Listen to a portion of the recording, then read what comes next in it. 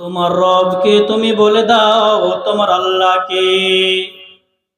ইমানদার দিনদার ব্যক্তি যারা হবে এরা বলবে রব্বি আল্লাহ, আমার রব হলো আল্লাহ।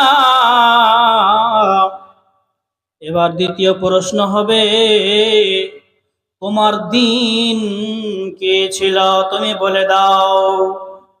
তোমার দিন কি ছিল তুমি বলো।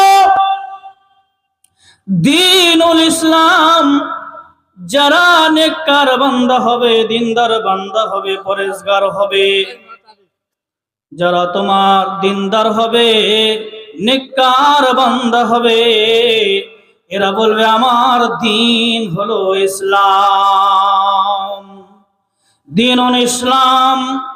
এবার বলা হবে ওমান নবিয়ুকা, তোমার নবীকে তুমি বলে দাও।